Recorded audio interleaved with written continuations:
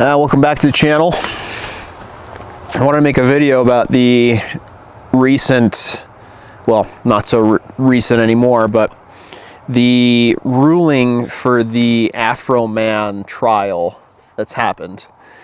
Now, if you're not aware, which safe to say that a majority of the people who spend any amount of time on the internet know, that Afroman, the rapper, the singer of the absolute bangers, Colt 45 and 2 Zigzags, and Because I Got High, and many more, right? But not usually normally into that kind of music, although I do enjoy it from time to time.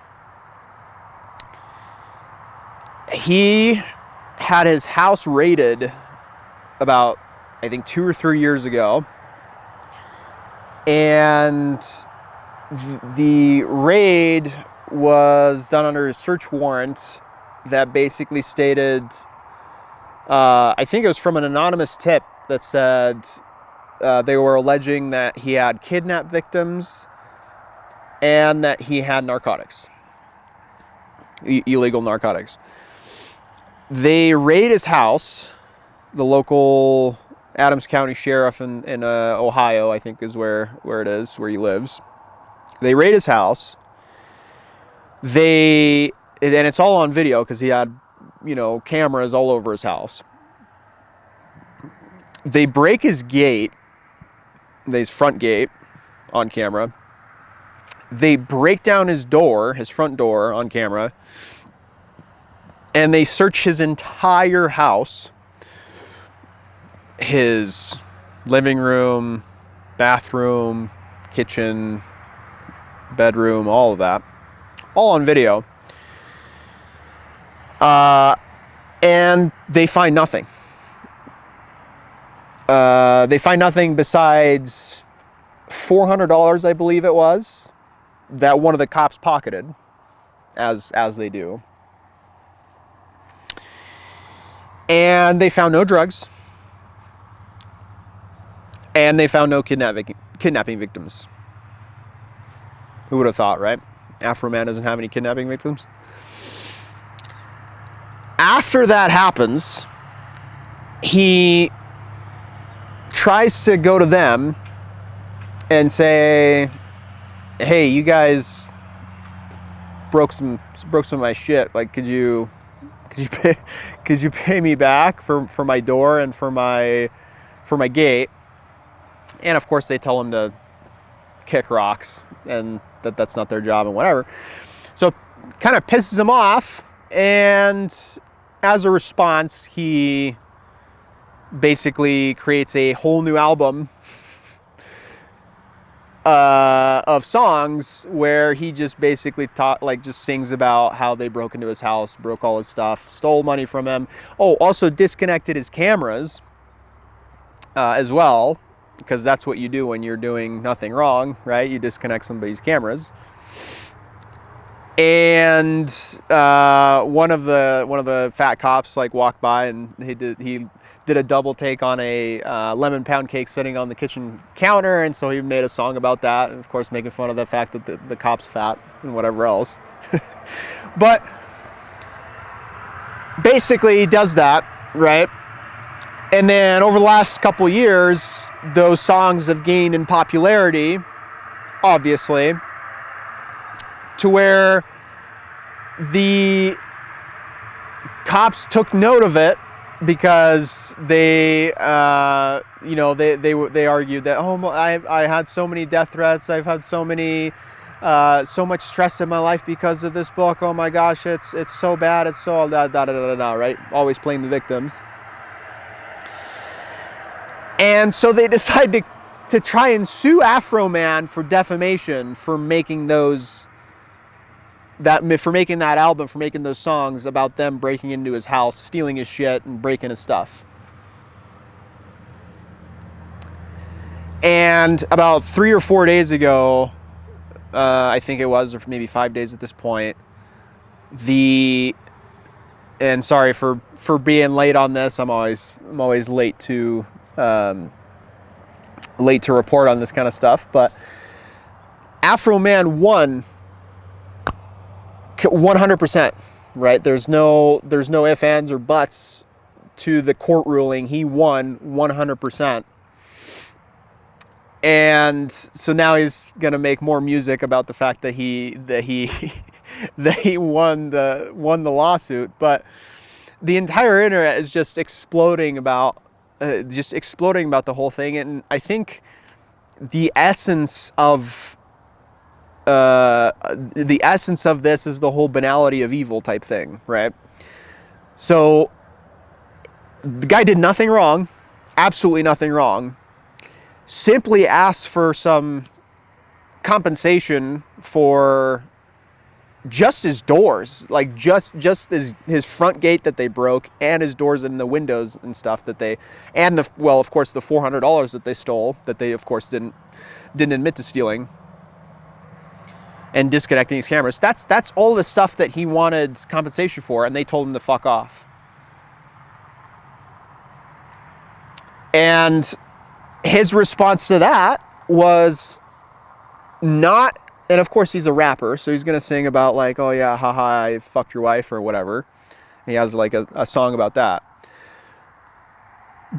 But the entirety, like the vast majority of the songs that he did were not these sort of like vindictive, sort of meat slinging, sort of, you know, nasty, like murderous songs that you hear like rappers sing, right? He's a stoner rapper. So his songs were basically just literally making light of what happened. Even in the courtroom, in the court hearing, when he was talking to the judge, he even said that, yes, I do in fact have the right to turn my bad times into a good time. Yes, I do. And I'm a good sport for doing so. And it's like, he absolutely is. Like, and I think the reason why this blew up is because instead of, which he would rightfully have, he would have the absolute right to react vindictively in this circumstance. Any person would. If somebody broke into your house and stole a bunch of your stuff and then flipped you off afterwards, you would have the right to be vindictive against them. But he didn't even do that. Like, he just made a whole album of songs literally making fun of the cops for doing stupid stuff like walking past the counter and staring at the lemon cake on the counter, and then trying to find kidnapping victims in his CDs. And just this absolutely the most lighthearted thing that you can, like the most lighthearted album that you should listen to it, by the way. If you haven't heard it, you should listen to it. The most lighthearted type of humor one can imagine, posted on the internet, and then these absolute sissy, ninny, pathetic, spineless cops think that they're going to have success in bringing this man to court again, try and sue him for merely just exercising his First Amendment right and making some fun of him. And this, like, it brings so much joy to my heart that this just absolutely blew up on the internet, because it's black and white how absolutely corrupt this sort of idea about like government policing is. The idea that these goons of the state can bust your door down based on a piece of paper that has words on it, right? Search warrant. They can do that. They can destroy your property completely based on nothing, based on just no factual anything. And then they have zero obligation to compensate you for it. Any individual person, if any individual person tried to do that who isn't part of the gang, who isn't part of this organization that we call the state, if they were to do that, they would be the ones going to jail or they would be the ones forced to compensate the person that they've harmed, and rightfully so. But because these people were part of the gang known as the state, there's qualified immunity. There's the entire system of governance and of court systems that take the side of the police almost every single time. And then you have something like this that happens where it gets just put out right on the table. The whole thing just gets brought out to light. Like, look at this absolute... The fact that he had cameras all over his house is just absolute gold. The fact that he was ready, the fact that all of that happened on camera, indisputably,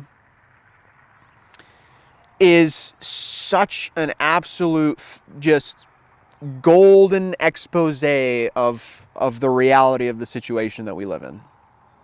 And I think that that's why it really blew up on the internet, and I think that's why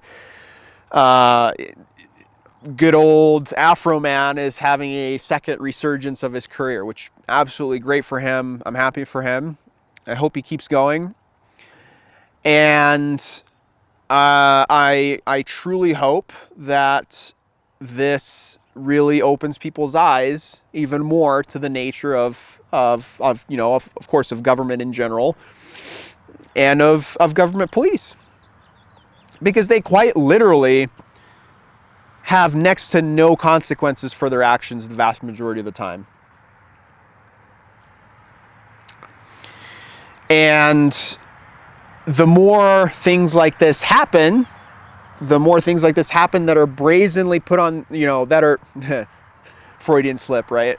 Brazenly put on the internet, that are exposed on the internet, that are shown on the internet. The more this sort of thing happens, the more people realize government policing for what it is. And so it basically just brings joy to my heart, and it's an awesome thing that's happened. So if you don't already, go ahead and follow Afroman, listen to his music, because it is very funny, and I'll see you in the next one.